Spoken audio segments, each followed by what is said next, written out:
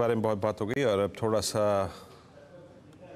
Medium term perspective से बड़े event के मद्देनज़र बाजार की placement, sectors to watch, stocks to watch पे थोड़ा सा बातचीत करेंगे। हमारे साथ इस वक्त श्री देवेन चौकसी मौजूद हैं बातचीत करने के लिए। देवेन नमस्कार, कार्यक्रम में स्वागत है।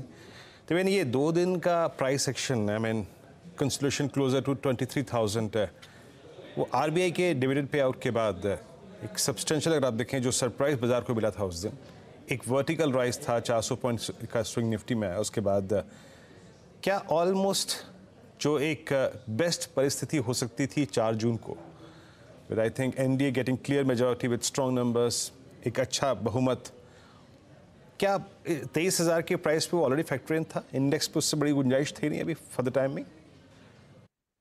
तो good afternoon. Well, I think मेरा एक ऐसा मानना है कि 400 के ऊपर सीट आती है या 400 के अंदर सीट आती है एनडीए गवर्नमेंट को, मैं उसके अंदर कोई ज्यादा बदलाव नहीं देखता हूँ। सो ये इवेंट जो है वो ज्यादातर डिस्काउंट हो चुकी है।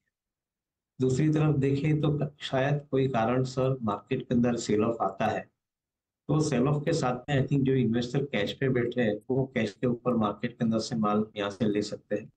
बिकॉज एक चीज पक्की है कि कॉर्पोरेट फंडामेंटल्स और इकोनॉमिक फंडामेंटल्स वो काफी हद तक स्ट्रांग है।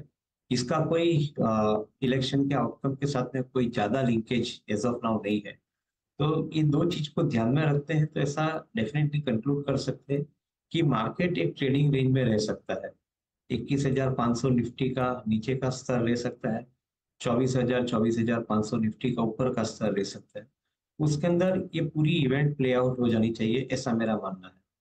In case any negative has to happen, then probably I think we'll have to see कि how much impact उसका corporate earnings पे आता है। बट मैं नहीं समझता हूँ कि कॉर्पोरेट अर्निंग के ऊपर कोई नेगेटिव इम्पैक्ट आता है। ऑन द कॉन्ट्री, जैसे आपने ये इवेंट का मेंशन किया कि आरबीआई ने डिविडेंड पे आउट किया 2,10,000 करोड़ का, या जीएसटी कलेक्शन गए महीने के अंदर 2,10,000 करोड़ आया, तो ये सब संकेत ऐसा दे रहे कि गवर्नमेंट काफी हद तक ओवर ड्राइव के अंदर इकोनॉमी को चलाना चाहेगी, given the kind of strength of financials that they have. So from that perspective, I would remain optimistic, but I would remain cautious at this point of time.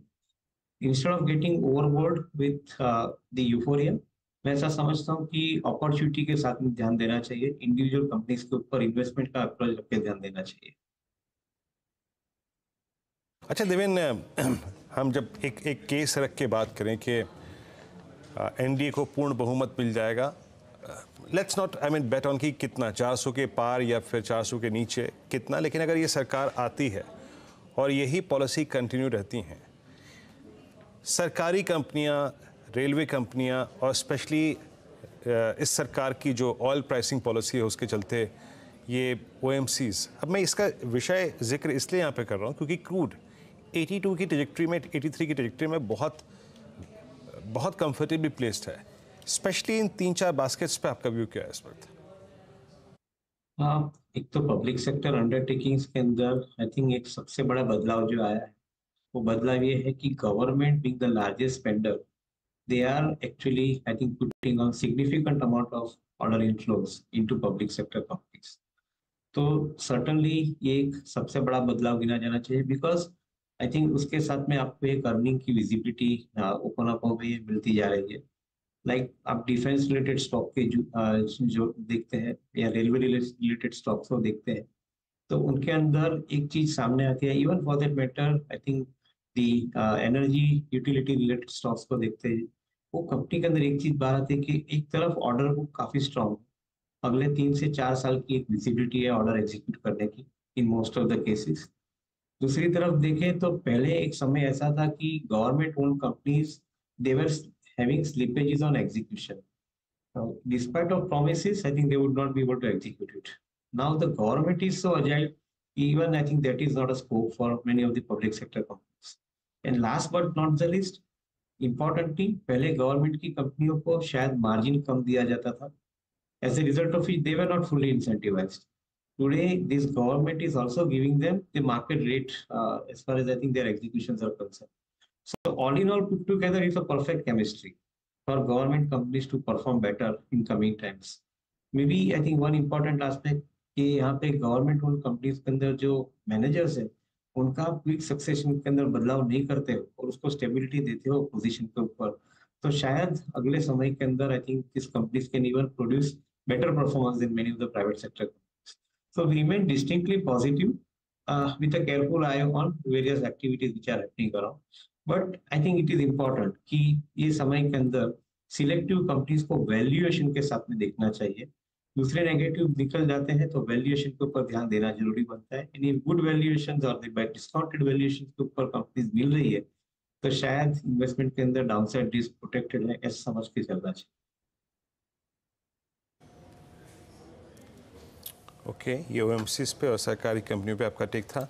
अब थोड़ा सा देवेंद्र जी मैं stock specific होना चाहूँगा, एक दो स्टॉक्स जो कि वाकई इस बार की अर्निंग्स के बाद एक रिवर्सल जनरेट कर रहे हैं और वो एक टेक्निकल ग्राउंड पे एक मीनिंगफुल रिवर्सल बन चुका है। For instance Jubilant food works earnings के बाद से ही ऑलमोस्ट 50 यानी करीब 10% का स्विंग आ चुका है। इस बार के नंबर्स आपको कैसे लगे और इसकी वजह से सेगमेंट में आपका व्यू इस वक्त? इसी स्पेस में जोमेटो एक अच्छा मूव दे चुका है, ऑलमोस्ट 120 की ट्रैजेक्टरी से 200 की ट्रैजेक्टरी मूव हो गया। क्या एक स्पेस जुबिलेंट फूड वर्क्स में है चेज करने का इस वक्त? अगेन आई थिंक एक तरफ कंज्यूमर के पास डिस्क्रिशनरी स्पेंडिंग का पावर बढ़ते जा रहा है एंड जिसके अंदर ये QSR grade of companies are definitely very well position.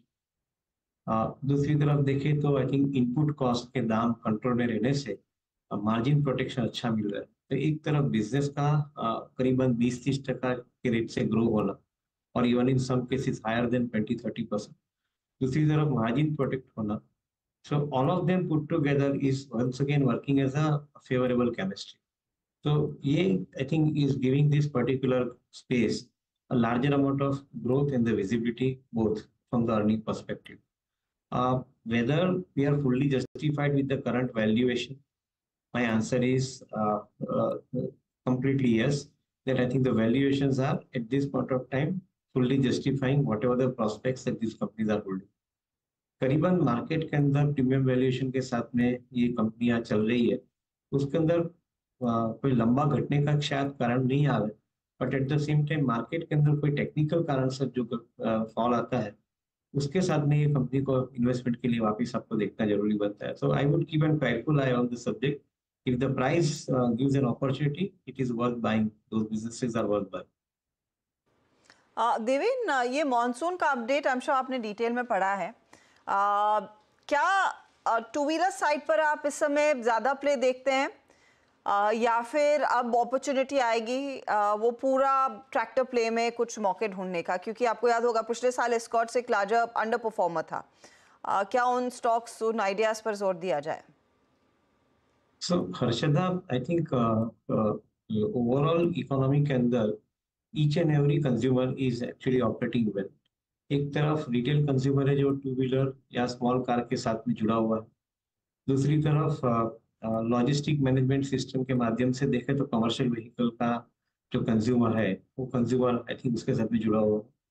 और एग्रीकल्चरल सेगमेंट के अंदर जो हिसाब से एक स्टेडी ग्रोथ बनते जा रहा है तो उसके अंदर फार्म इक्विपमेंट बिजनेस का कारोबार अच्छी तरह से जुड़ा हुआ है।